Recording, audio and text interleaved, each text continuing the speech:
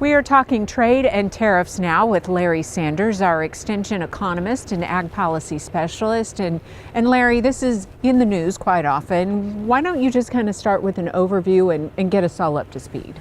Sure. Well, people know that President Trump has set tariffs on China to try to get them in line with some of their missteps, perhaps, in trade.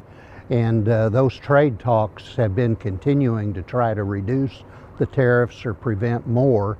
The president had originally given a March 1 deadline, but he was satisfied with the progress, so those trade talks are now ongoing. What, I think the big question for a lot of Oklahoma producers and beyond, what's at stake really for agriculture in the United States? Yeah, we had a record trade deficit with China for 2018. That means we bought more from them than they bought from us.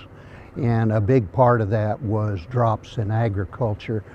China is our #1 market for soybeans, for feed, for hides, for alfalfa. It's our #2 market.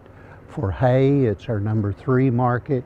For dairy and poultry, it's our #4 market. For processed foods, beef and pork, and it's our #5 market for wheat, depending on which year we're looking at. So all of those are at risk of losing market share over there. Some really important, business that goes on, of course. What's at stake meantime for China? Well, depending on where you're standing, and us in the United States, we feel that China has been taking unfair advantage of our intellectual property rights, our trade secrets. They sometimes want to know things that we would prefer to sell to them. So when a business gets over there, they try to get those things.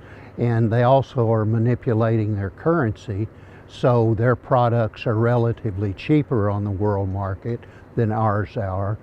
So we are buying more from them at this time, and the United States doesn't like that. And all of that is for them to have economic growth. They want it to continue, but we want them to do it in a fair way.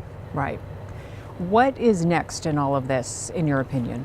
Well, I think that we're probably going to see a trade agreement eventually within the next month or two. China is going to say that they're going to come in line. The problem is we don't have any very good enforcement mechanisms. And history says China is notorious for not honoring trade agreements, keeping their word.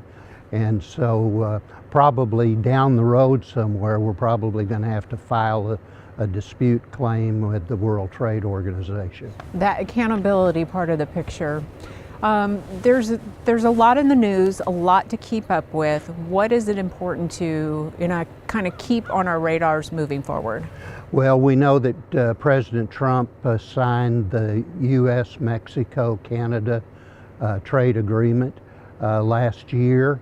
Congress has yet to approve that. We know that informally is NAFTA 2.0, so agriculture's benefited greatly by the original NAFTA, and we don't want to see us lose that opportunity.